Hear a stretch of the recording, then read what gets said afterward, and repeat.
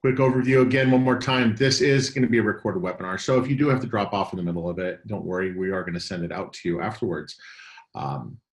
If you have any questions throughout the presentation about anything, be sure to use the Q&A section or the chat window, and we'll make sure that we get it answered throughout. We are monitoring. My name is Richard Malik. I'm the Senior Security Technologist here at Cylance. To my proverbial right, I'm going to be on the tech side. I have Brian Robeson, Senior Director of Security Technology. Brian, say hello. Hello, everybody.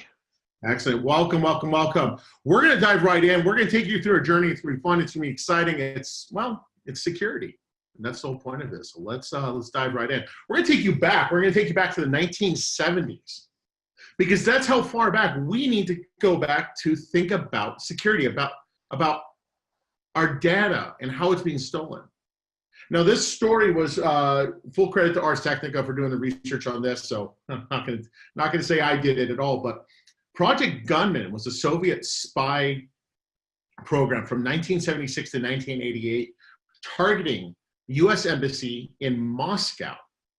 Now, their goal of this was to steal the data that was being produced inside the U.S. Embassy. Of course, there weren't personal computers, laptops, anything like that at that time. They were on typewriters. So the Soviet spies, the Soviet spy agency, KGB, developed this little freaking device, that's the little picture out there on the right, to basically be a keylogger that would be installed on these IBM Selectric typewriters. Now, this is the actual IBM Selectric typewriter from the US Embassy, and that's the actual freaking device. You can go see those at the Spy Museum in Washington, D.C. But from 1976 to 1988, this device was installed on the typewriter, and it was a keylogger. Every keystroke was recorded and sent via signal across the street to a waiting spy. Now, the typewriters went through upgrades, they went through repair, whatever it might be. But nobody ever thought to think, nobody ever stopped to think, what if those IBM typewriters could be hacked? And that's what happened. 1988, these devices were finally discovered and reverse engineered by the US government. And in a very rare point of honesty, the government admitted that this happened. They admitted that they don't even know how much data the spies stole. But in their own quality checking of this device, they found it to be accurate to a 90%. The only thing it would miss was punctuation and capitalization. So all the typewriters in the US Embassy in Moscow were hacked for 12 years because nobody thought, what about this device? Nobody approached their security in a new way. The threats have evolved. I mean, the first malware was a test. It wasn't even meant to be malicious. It was a worm called the creeper. And the creeper worm was developed by a scientist wondering if he could publish a message on all the machines in his network and have it done automatically. And he wrote the little code and it would pop up, I am the creeper. But out of that, he couldn't stop it. He never thought of like, what's my failsafe? What is it? So what came first, chicken or the egg? In this case, the malware came first, the worm came first, and they had to create the first antivirus, which was called the Reaper. The Reaper would kill the creeper. So that was the creation of the first malware. And then, of course, scientists being scientists, they create a white paper, and somebody looks at that white paper and says, wait a second, we can actually be malicious with this. And so it gets weaponized. And we start saying things like, I love you, and all that kind of stuff. And in the mid-'80s, somebody decided, you know what, I'm not just going to be malicious. I want to make some money. And the targeting of the World Health Organization, AIDS Research Foundation, and the attendees of the conference where they all gathered to talk about the epidemic of AIDS, somebody sent out floppy disks to every single attendee. Now, on this floppy disk was basically the first ransomware. Not CryptoLocker, but ransomware. It didn't encrypt anything. And these attendees in the 80s received the floppy disk in the mail, and they say, oh, floppy disk, right? And they plug it into the machine, and up would pop a message. If you want your data back, you have to send $189 to the PC Cyborg Foundation in Panama City, Panama.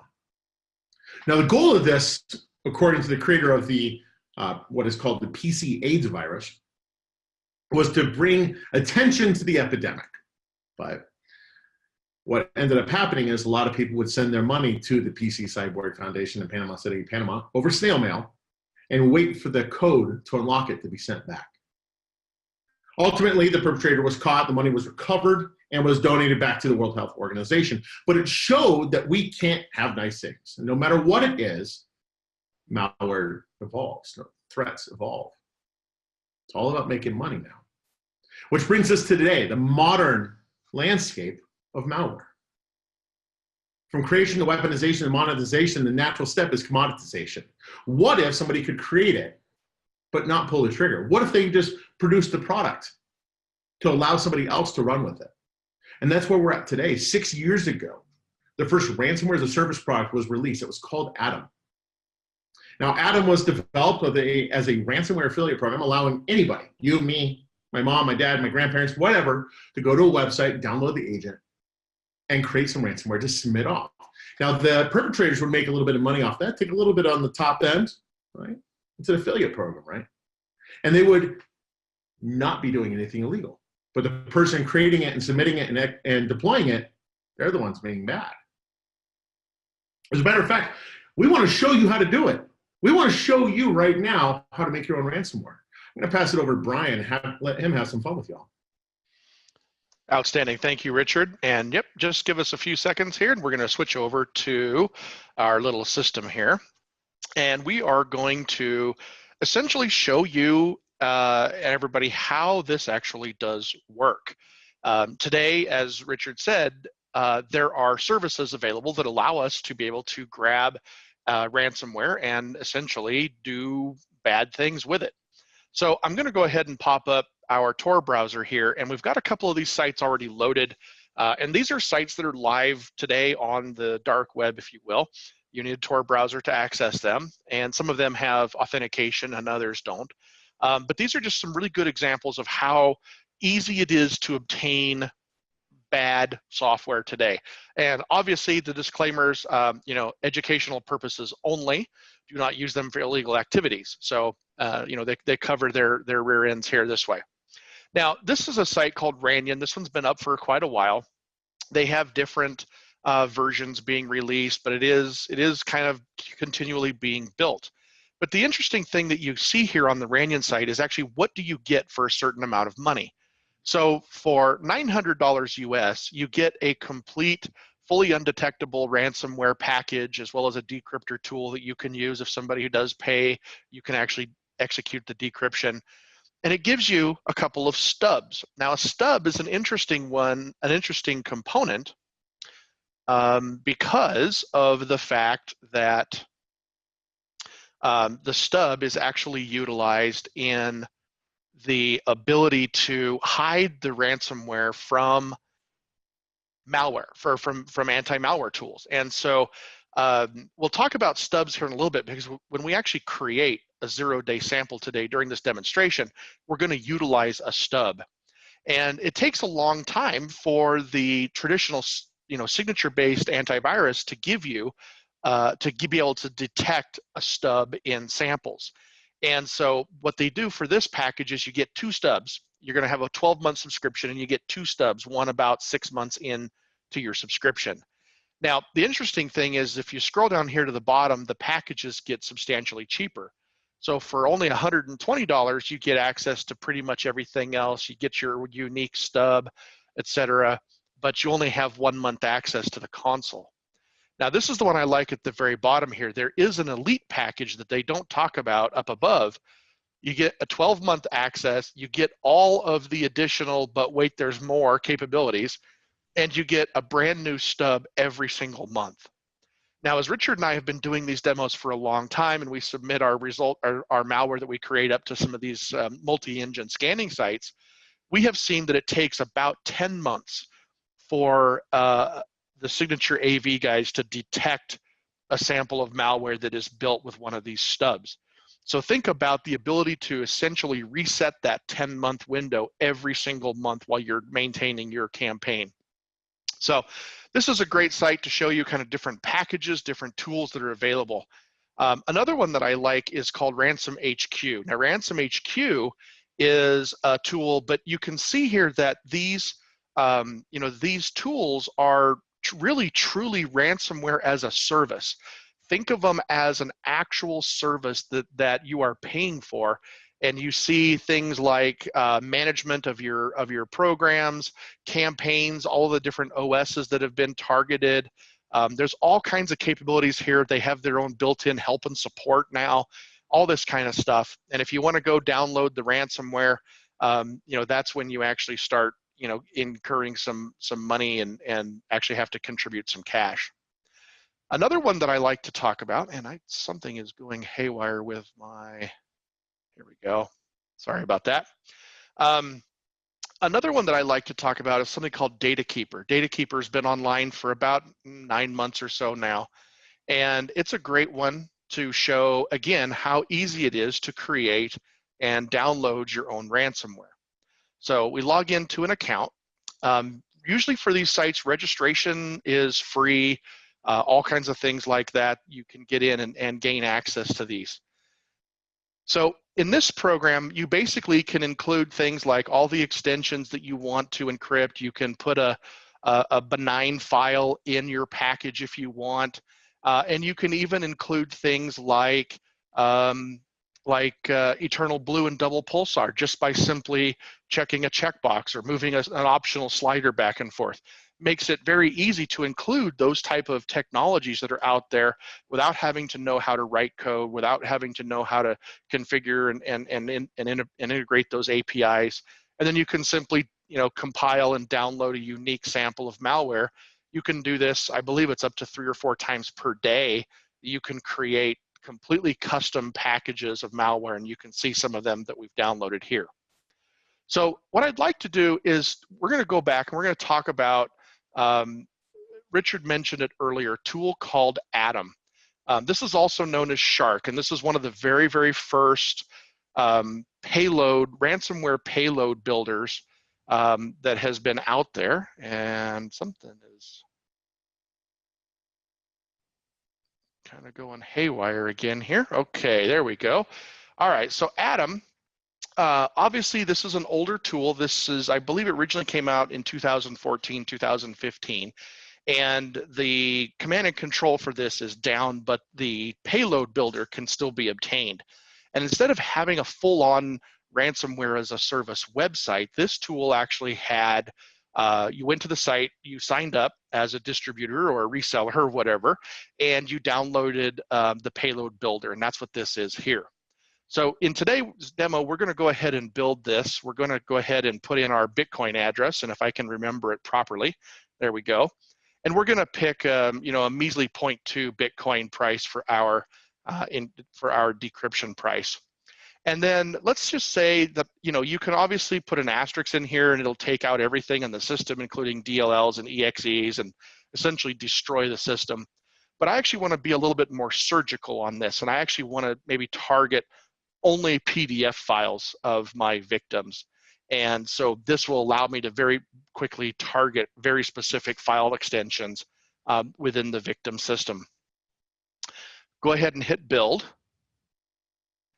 And we're just going to save this out to our desktop. All right. And so now we have this new sample of ransomware that we just created using this payload builder and saved the file out here onto our desktop. Now, one of the things that we want to do with this is we want to see how different vendors are going to detect this file. Again, Atom has been out there for a very long time, so the ability for traditional signature-based AV or heuristics to detect that this is actually an Atom sample of malware is actually pretty high. Now, in a moment here, what our goal is going to be to do is to do things like I showed you earlier, is to take a sample of malware and make it as undetectable as possible, make it as invisible as possible. And we're going to use a tool here in a moment called a Descriptor, which is going to do that. And it utilizes that component that we called earlier. We called it a stub. So you can see here that a lot of the different antivirus sites on this server do see this as a malicious file. There are some that still see it as a clean file because, again, every time you build this sample, it builds a unique, brand new hash that has never been seen before in the world.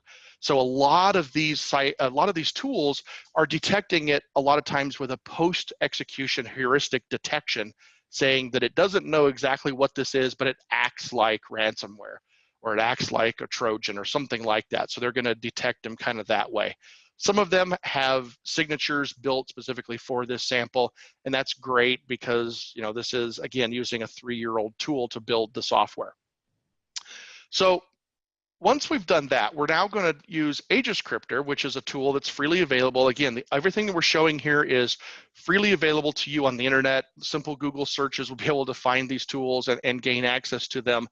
But one of the ways that we can make malware essentially 0-day, hide it essentially from the security tools that are out there today, is to pack it or mutate it or crypt it. So what we're going to do is we're going to use a Descriptor, and what we're going to do is we're going to stuff and encrypt this malware inside of a benign file, which is essentially that stub that we saw before on that other on the ransomware on the Ranyan site. So it's very simple. You point this at your original sample. You choose a stub, and I'm going to choose our demo stub that we have here. And the other things you can do with this is you can make this program look a little bit more trustworthy. With a generic icon like this, and if you hover over it, you'll see version information. It looks a little dodgy, even to the human eye. So let's fix that. Let's make it something that, you know, your grandma would want to actually click on. So we'll go in here and let's pick something like, let's use Microsoft Office.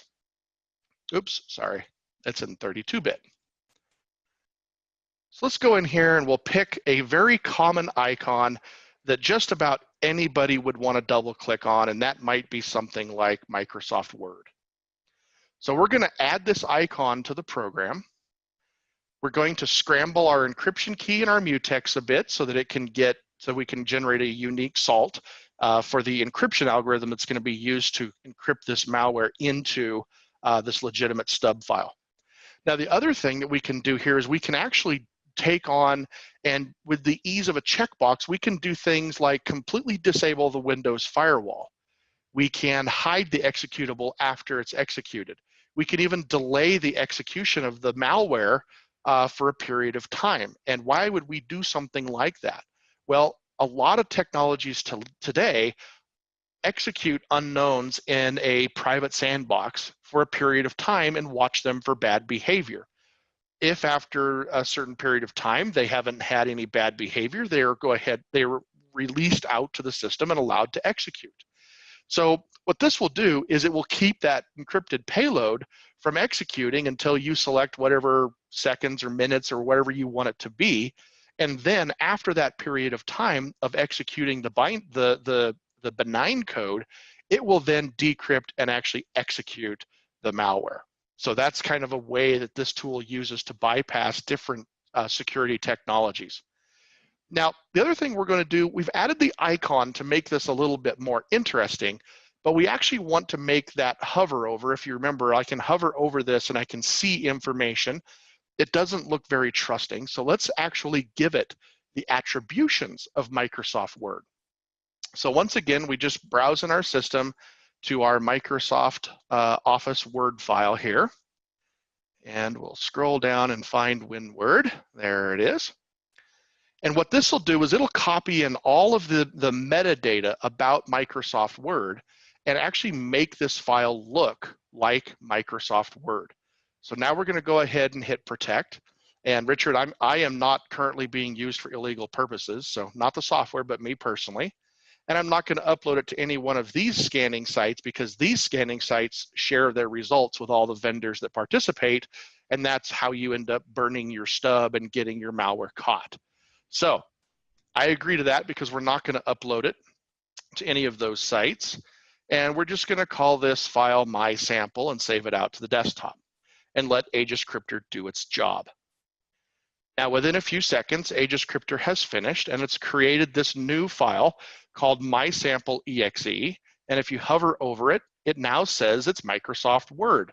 And so even to a moderately intelligent eye, you could call this Word, WinWord.exe, and it would look like, it would feel like Microsoft Word. Now, on this one, when we did our original sample, the sample was detected by 23 out of the 30 engines that are on this site. And we are using this site because it's kind of a grayware site in that this site does not share the files, the samples, with the different AV engines. So sites like this and other sites like nodistribute.com and other ones like that are utilized by people who create malware to essentially test their malware against antivirus engines, but they don't want their sample to be submitted to those vendors because obviously that burns their malware. So a lot of these sites exist specifically for this purpose. So we're going to let this go here for a second, and we're going to see if we have been able to make this software, this piece of malware, a little bit less detectable by the antivirus products that are out there. So we actually have a couple of detections. Kaspersky detected it as a heuristic post-execution, and Zone Alarm, which OEMs Kaspersky has the same signature hit. But oddly enough, everybody else now thinks that this is an absolutely clean file and would let it execute no problem. So we were actually successful in creating a sample of malware that is essentially undetectable. Now, we're going to go ahead and upload this malware to a system because we want to do one more thing. Now that we've been able to actually create a sample of malware that is unique and relatively unknown, we want to do one more QA with it to basically say, hey, is this thing actually a piece of malware that we can actually test and utilize? So we've actually uploaded it to a network share, and I've got a victim system here. This is a completely unprotected system. It has some files on it. For example, it has our work file. It has our channel marketing budget. It's got some personal PDFs. Here's my personal 1040 that I filed this year with the IRS. And being blank, the IRS loves that. It's great. It's an awesome thing. And we've got a couple of pictures out here. Here's my cows eating a pallet, and just a kind of a good representation of files that are kind of on today's work systems, whether they're work or personal. There's always this kind of blend. Now, what I'm going to do is I want to QA my sample that we just created. So here it is. I'll drag it over to the desktop here. And remember, we told Adam to only encrypt PDF files. So these two PDF files that are sitting out here on the desktop should be the only ones that are actually impacted because we told the malware to actually do that. We'll double click, and sure enough, within just a few seconds, we see that the Adam sample of malware actually did work. It did lock these files. It does have the traditional pop-up of ransomware. And even if we come back over here and we change the extension of the file back to PDF, hey, that's great. The PDF is back. Double click. Oh, no, it's actually not back. So we actually do now have a valid sample of ransomware that is running. And so with that, I'm going to hand it back over to Richard to describe what we've actually, he prefaced what we did here. We created some malware that is uniquely unknown in the world, and we'll come back in a little bit and talk about how we're actually going to weaponize this and utilize this in a few moments. Awesome. Thank you so much, Brian. I'm going to go and take that screen back from you. You were saying that you're having some technical issues there. You know what we forgot to do at the beginning? We forgot to sacrifice a goat to the demo gods. So yeah, you're right. Let's pray to those live demo gods because this is a live demonstration. This is a recording. The steps that we're showing you all are steps that each and every single one of you can repeat. for testing purposes and educational purposes only. So why is this working? Why is this still a threat? Well, it's because it's a cycle. The legacy approach to security is disadvantaged towards time. This is the cycle that you have. First, you have to collect some samples. So traditional-based antivirus, signature-based product, reactionary-based product, whatever you want to call it, they have to collect all the known samples. That's all the known samples from what they've had in the past, all the new ones from the last 24 hours. And then from there, they have to triage and classify. What are they? What do they do? What's this? Was one a worm? One's ransomware? What's a Trojan? Whatever it might be.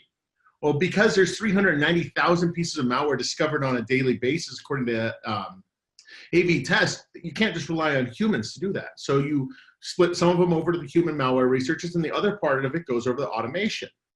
They're using big data and machine learning to automate some of the processes of human-based behavior. Now, out of that, you get signatures. It's a core foundation of the legacy approach to security that's been the past 30 years of security. And signature files are created and deployed out to security admins. Now, as a former security admin, I can tell you right now, the first thing I'm going to do when a file comes down is I'm not going to test it. I am going to test it. I'm not going to trust it right away.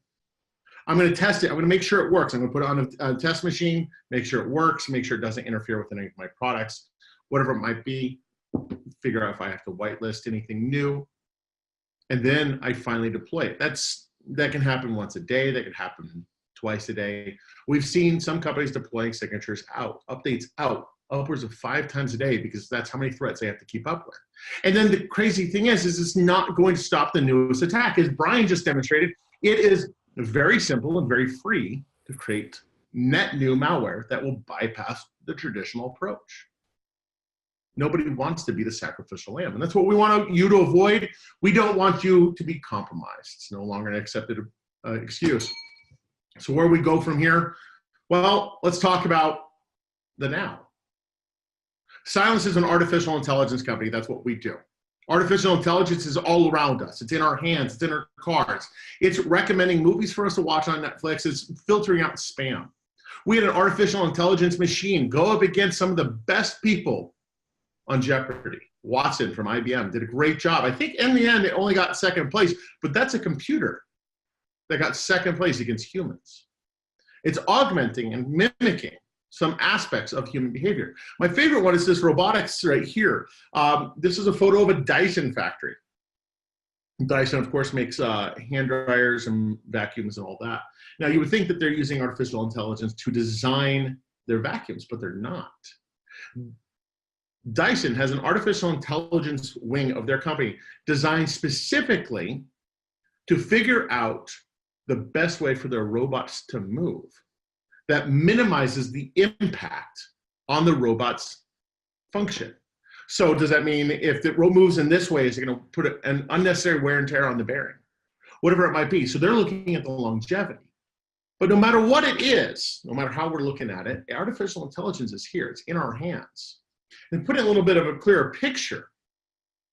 Snapchat. This is a snapshot of Snapchat's algorithm. This is the most data that they've ever released on it. But within the AI world, we're able to see what they're looking at. Now, inside each of those triangles, it's looking at data points. It's on the right side. They're looking at data points inside that face, and they're saying, hey, that's an eye. Here's an eye, and it's this width, and all that kind of stuff. Now, the calculations that they're coming up with for facial recognition is somewhere between 200,000 data points inside each triangle. Now, simply put, that's put down in these little dots that we see on the face. And the reason why I like to use this photo is because it highlights something that some of us and some of our kids use on a daily basis, Snapchat.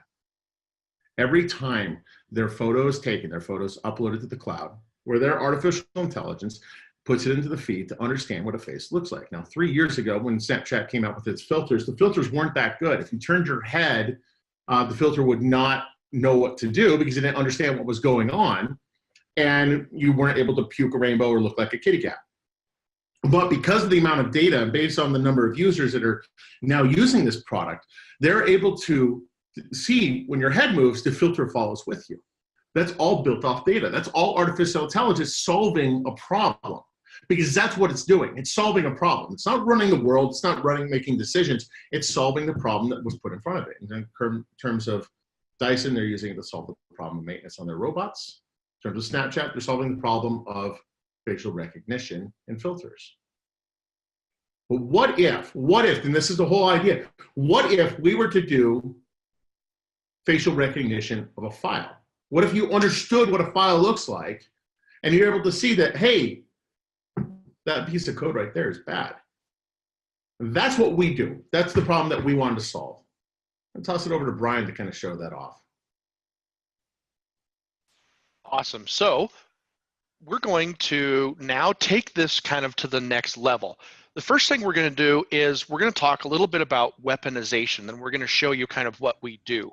So when we get to a standpoint of weaponization, what is weaponization? Well, weaponization is basically, allowing us to get to the point where we can now take that malware, for example, that we just created, and we can put it on a website, or we can create a phishing scam email and those kind of things. And that's exactly what we're going to do.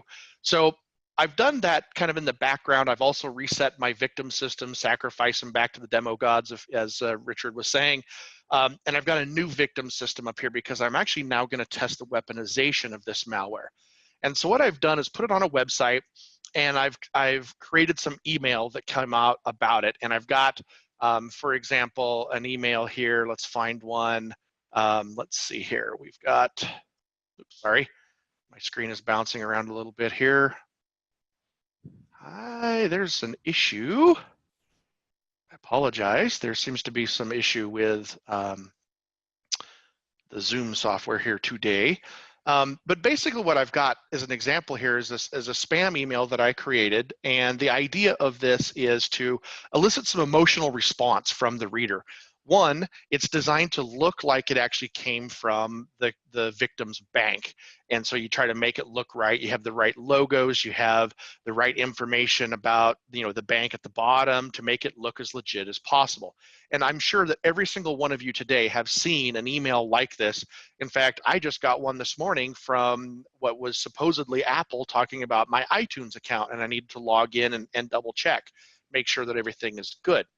And so basically the idea here is that they're going to let you know that they've had a potential security issue with the bank, and it's mandatory for you to log in and change your online banking password in order to continue to enjoy the online banking service. And so obviously for the majority, this is really one of the most popular ways to get some bad software into a business, into a home user, into just about anybody, is to trick them into thinking that this is actually a legitimate thing. So we're going to go ahead and click on change your password. And what happens is we get to this site, and this is our online banking site that we have.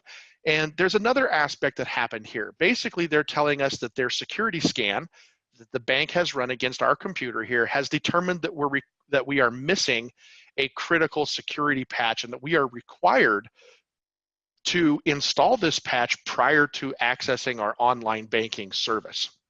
And it also, another little element of social engineering that's very common is to tell you to go ahead and trust all of the warnings and things that you see, because obviously this comes from your bank and it's been checked by the bank engineers and is obviously free of viruses. So you're safe to go ahead and install this update. Now, let's say I just choose to say, I don't believe that. I'm going to go on about my day. I'm going to come down here. I'm going to choose login. Oh, no, they really mean I have to do this. So I guess I better do this before my bank says that I'm unable to get logged in a permanent status here. So I'm going to go ahead and download the security update. And we've got our little burp again here. Okay, there we go. We're going to download our security update, and we're going to go ahead and ignore the warning and keep the file just like it says here. And we're going to go ahead and execute it. So we went ahead and executed it. Now something's going to happen in the background. And this sample that I have put on this site is the same software. It's Atom, but I've told it to encrypt all the different types of data files, JPEGs, Word docs, Excel docs, PDFs, everything. And you can see that actually happening out here on the desktop. So this is a great example of how a sample of ransomware can be now weaponized and placed into action where people are going to actually execute it. So as Richard said, we're going to now take a look and show you essentially what this same type of action looks like when done on a Cylance system. So here's a system that I have installed. We have Cylance installed, and we're going to do exactly the same thing that we just did over on that victim system. We're going to find our security, see if I can find one here, security notice from your bank. We're going to click on change password just as we did before. We'll download the patch and we'll attempt to execute it. And the first thing that we see very, very quickly is that we've actually stopped the execution of that patch because Cylance has actually stepped in and said, this is a malicious file and we're not going to allow that to occur. Now, if we look at Cylance on the local system here, within a few moments, we're going to start to see some information popping up in events and everything like that as it begins to communicate and basically show us a lot of the local results. Now, there are many other ways to weaponize your type of information. You can obviously weaponize it by, putting it as a result of a security alert email scam like this, and now you can start seeing these threats populate. So not only was it blocked and quarantined, it was actually determined that it was a threat and has actually now been quarantined off the system itself.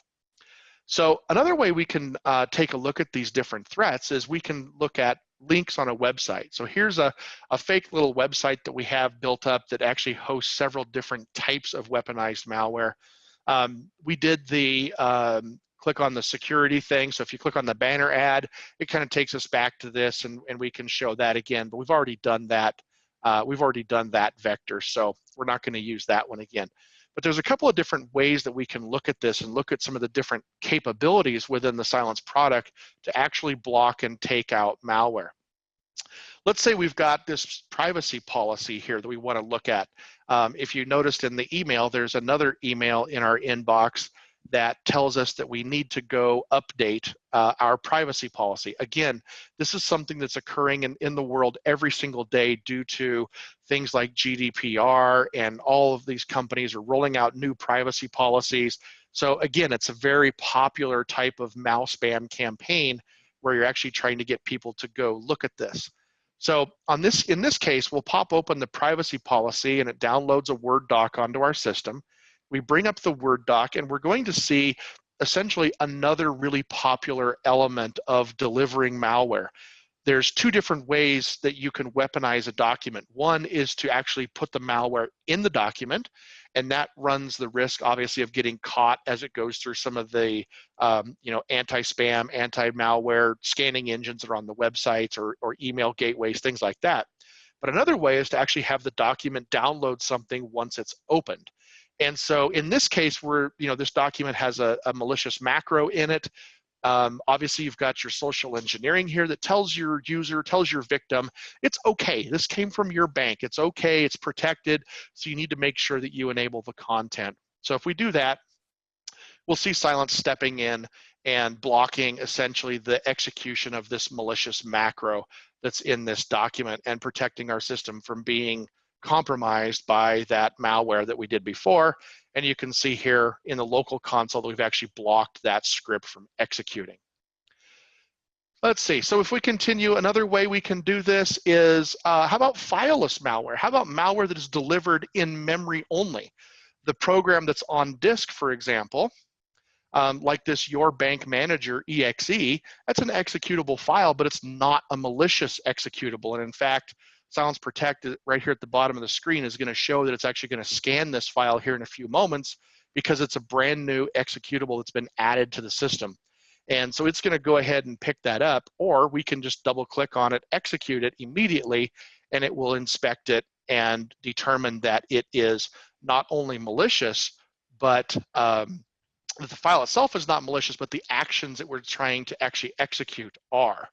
And so in this case, we see that it's trying to actually exploit memory by throwing some malicious payload directly into memory and doing some illegal operations in memory. So there's no malware on disk. You'll see here that your bank manager is not listed as a malicious file that's been quarantined. But when it was actually attempted to execute is when it actually stepped in, because it's an in-memory only type of exploit.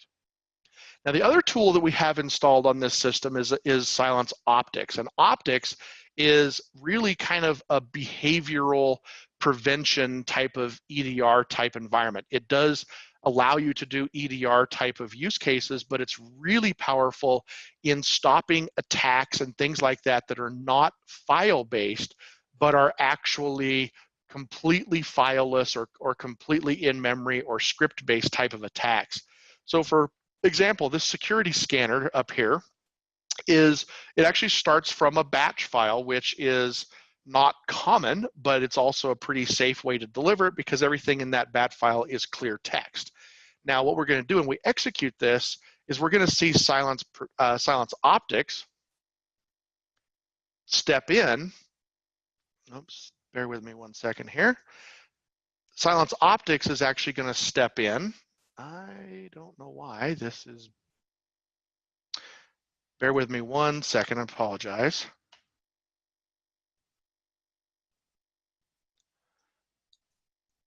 Okay, there it goes. Another goat. Ah, there's the demo god. Yeah, no, there's something happening with the screen sharing tool where I lose the local cursor for a moment. Don't know what that is, but we'll figure that out later. But you can see here basically that Optics has actually prevented several different security issues that it saw when that script attempted to run. But again, the result, this system has been protected and is completely safe from all of these different vectors of attack, whether they are malicious executables or anything else that's actually happening on the system. And as you can see here, that script actually attempted to download several different files, and the security patches downloaded again, things like that. But when it was attempted to actually execute, that's when Cylance Optics stepped in and stopped the execution of that file, and then Cylance Protect, having your back, basically steps in and quarantines the actual malicious download that occurred through that script.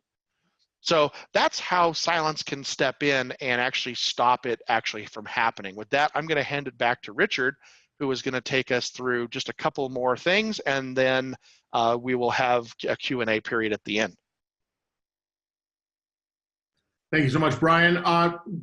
Brian just gave you a quick little glance over what we're calling the AI endpoint platform. For the enterprise, we're covering everybody. You can cover everybody from large enterprises down to the consumer market. At the enterprise side, we have products built with AI. Cylance Protect and Optics, of course, was just demonstrated. We have Threat Zero Consulting. If you've had a compromise, if you need a threat assessment, if your company just acquired another company, whatever it might be, you can have us come in and take a look, help clean it up. We will help negotiate ransoms down if your company's been compromised. We've got a great legal team in place on that side. For the SMB and mid-market, an easily managed product with one login, with EDR and Cylance Protect on AV right there. It's available for now. And then newly released a few months ago, Cylance Protect for Home, or Smart AV. We're protecting both your employees at home, as well as if you would like to buy it for your home product or your home machines, we can get that taken care of you. We're pushing this out. We are an artificial intelligence company looking to solve the problem of malware. And that's what we do. We're very proud of it. We're excited about it. If you're interested in some bigger, deeper information, of course, we will follow up with you later. You know, Brian, I'm going to call you out on this one. I think you forgot something. What about that ransomware you created at the beginning? I kind of want to see what happens. That's a good question, Richard, and thanks for calling me out on that. I actually do want to show everybody what something else, just a little something else before we end the webinar for today, and send you on about your day. And we really appreciate you guys hanging out. What I've got is another system here, obviously with Cylance Protect installed. And again, same little test files out here on the desktop, all that kind of stuff. Now, in the upper right-hand corner here, I have a ping session going on showing you that I am connected to the internet with this desktop. And with a simple double click of this neat little offline script here, I can change my default route on this system to a non-routable IP. And now I can basically show you that I am not on the internet. I'm not able to ping the Google DNS server. If I were to launch a web browser here and do something, let's just go to fast.com to see how fast my gigabit network connection is. And you can see it's just kind of stalling out. It's not able to get anywhere. So one of the things that a lot of the next-gen AV that are coined next-gen AV do is they rely on cloud lookups to multi-scanning engine sites. They rely on reputation engines that they have in the cloud to take out and block that malware. And what I'd like to show you here is that Cylance does not require that type of a crutch. It does not require constant internet connectivity for it to be able to make its decision. That artificial intelligence technology that Richard is talking about is present on the endpoint. That brain sits on the endpoint where the security can travel with you, travel with your users, no matter where they are and no matter what their connectivity to the internet happens to be. So let's go take those samples that we used on our victim earlier, and let's just drag them and drop them over here to our desktop. And let's take our my sample and we'll try to execute it. And you'll see here that the my sample exe was blocked by Cylance, just like we saw earlier with the security patch. But you'll also notice that the other file, the original Atom sample, has completely disappeared. That is because Cylance has detected it again as a new exe added to the system and has queued it up for an examination by the AI brain. Without any sort of internet connection, basically those two files were taken out and determined unsafe and were quarantined. Now, let's just do another thing, Richard. I like to show this one a lot. I've got a folder here that contains like all of the really popular branded ransomware from 2017. And we'll just drag all those over and put those on the desktop as well. And let's go execute a few of them. Here's Locky. Yep, that one's denied. We saw Cerber disappear already. Philadelphia, blocked. Satan, the old ransomware as a service we used to use, blocked. Spora, blocked. And we're just going to there they all go. FileWatcher has now detected all of those samples as malicious as well. Now, there's one more thing, Richard, that I would like to show the audience. And basically, more than just being disconnected from the internet, there is something a little more interesting about this system. That is, Richard talked about the ability to use artificial intelligence to actually predict that something is going to be malicious. Now, what you saw, this version of Cylance Protect, detect and block and prevent from executing on this system, were samples of ransomware that came out last year, which is fine, but that's last year. You also saw it take out the brand new samples that we created just about 20 minutes ago during the demonstration, without ever having a connection to the internet or the hive mind, if you will. Now, the one thing that I like to highlight about this system that is just a little bit different, and I'm dealing with this weird spinning ball thing again, so bear with me. I don't have full mouse control for some reason. Okay, so the one thing that I would like to show is the version of software of Cylance that we're using on this system is actually from 2015. And if we go and we take a look at that actual artificial intelligence brain that is sitting on this system, this is the file itself right here. And it was built in October of 2015. So the artificial intelligence model that is sitting on this system is nearly 3 years old at this point. It existed 2 years before any of those 2017 ransomware samples came out, and was able to block all of those by predicting that they were going to be malicious. And it's nearly 3 years before the samples that we created earlier on in the demonstration this morning. So that shows you how Cylance has actually been able to crack the DNA of what malware looks like, looking at millions of features, just like Snapchat on your face, looking at millions of features within those files to determine whether or not that file is going to be good or bad.